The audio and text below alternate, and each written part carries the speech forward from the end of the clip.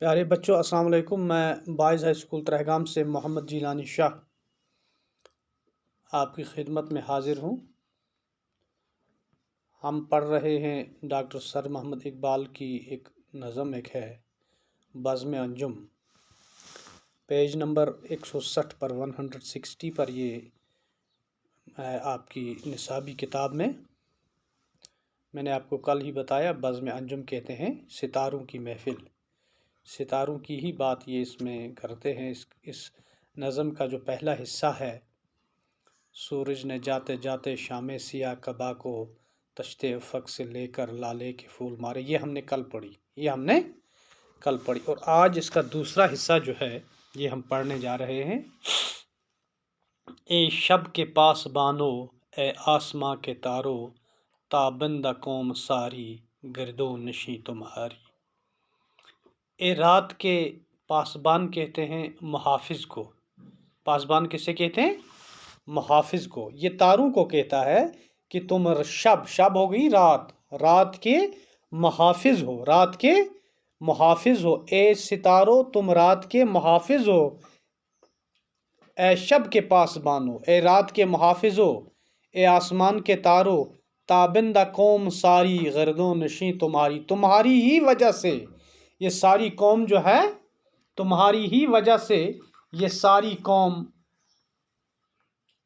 جو ہے یہ چمک رہی ہے، یہ روشن ہے۔ تابندہ روشن کو کہتے ہیں۔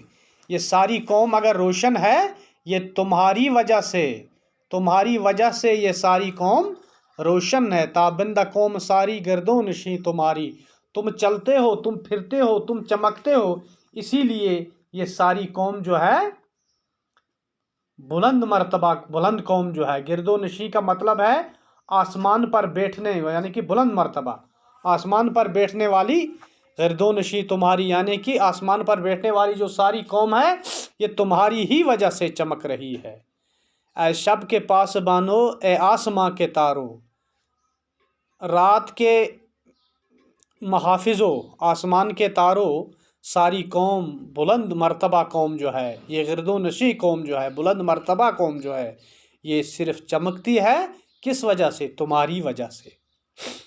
چھیڑو سرود ایسا جاگ اٹھیں سونے والے، رہبر ہے قافلوں کی تابِ جبیں تمہاری۔ جبیں جو ہے عربی لفظ ہے جبہتن، جبہتن کا مطلب ہو گیا ماتھا، انسان کا جو ماتھا ہے اس کو کہتے ہیں جبہتن عربی میں۔ تو اسی کا جو ہے کہ یہ وہی لفظ ہے، اسی سے لیا گیا ہے جبیں۔ جیسے ہم کہتے ہیں قطفن عربی میں شانہ، صدرن سینہ، ظہرن پشت، فمن منہ، لسانن زبان، شفتن ہونٹ، اصبعن انگلی، ٹھیک ہے نا؟ اسی طرح کہتے ہیں جبہتن ماتھے کو، جبیں اسی لفظ سے لیا گیا ہے، جبیں ماتھے کو کہتے ہیں۔ بیس اس کی بنیاد جو ہے یہ عربی لفظ جبہتن سے ہے۔ چھیڑو سرود ایسا، اے آسمان کے ستاروں ایسا ساز گاؤ، ایسا ساز گاؤ جاگ اٹھیں سونے والے۔ زمین پر جو رہنے والے لوگ ہیں نا، ان کے اندر ضمیر جاگ جائے۔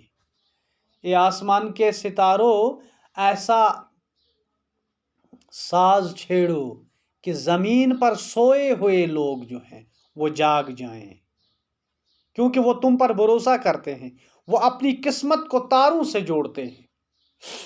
رہبر ہے قافلوں کی تابِ جبیں تمہاری۔ تمہارا چمکتا جو ماتھا ہے یہ ان قافلوں کا، جو زمین پر رہنے والے قافلے ہیں، ان کا کیا ہے؟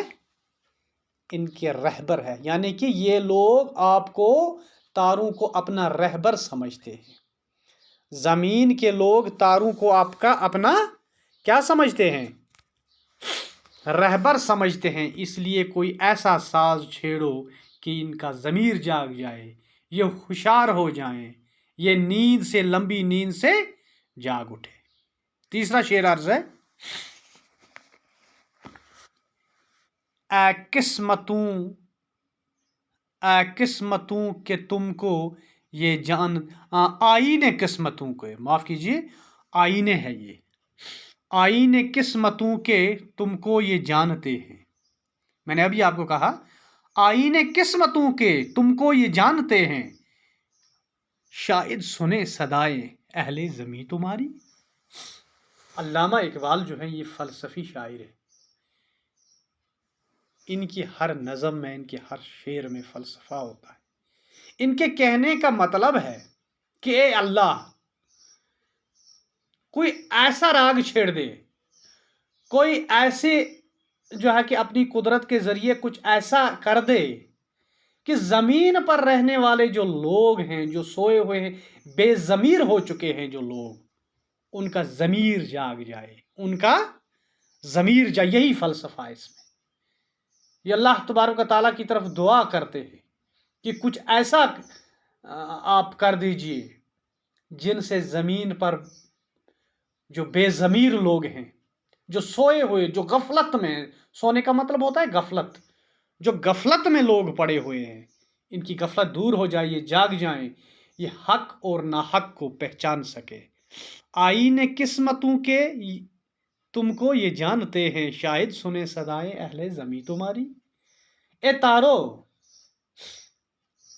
یہ زمین پر رہنے والے لوگ جو انہوں نے اپنی قسمت کو آپ سے جوڑ دیا ہے، تاروں کا علم کے ساتھ انہوں نے اپنی قسمت کو جوڑ دیا ہے۔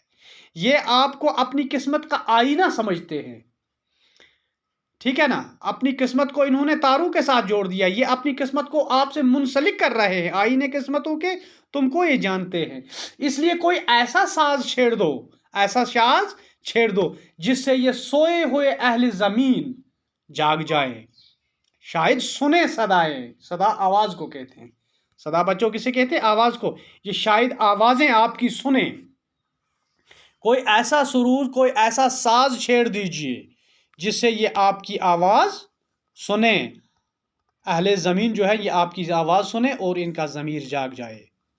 آخری شعر عرض ہے اس بند کا: رخصت ہوئی خاموشی تاروں بری فضا سے، وسعت تھی آسماں کی معمور اس نوا سے۔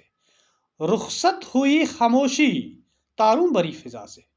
خاموشی جو ہے یہ کس سے رخصت ہوئی ہے؟ رات کے وقت جب آسمان کی طرف آپ دیکھتے ہیں تو تارے چمکتے ہیں، اور انہی سے خاموشی جو ہے آسمان کی یہ ختم ہو گئی ہے۔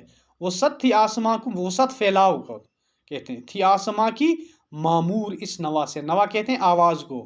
ہاں، اس آواز کی وجہ سے، تاروں کی آواز کی وجہ سے آسمان جو ہے اس کے اندر چمک آ گئی، اس کے اندر چمک آ گئی۔ کس کی وجہ سے؟ تاروں کی وجہ سے۔ رات کے وقت تو آسمان ہمیں بالکل کالا دکھائی دے گا اگر تارے نہیں ہوں گے، اور آسمان کی یہ خاموشی، یہ سیاہی جو ہے وہ ختم ہو گئی، کس سے؟ تاروں کی آواز سے یا تاروں کی چمک سے اس کی جو ہے کہ خاموشی وہ ختم ہو گئی۔ یہ دوسرا حصہ تھا بزم انجم نظم کا، اور آج ہم اتنا ہی پڑھیں گے۔ تیسرا حصہ انشاءاللہ ہم کل پڑھیں گے۔ تب تک کے لیے خدا حافظ، السلام علیکم۔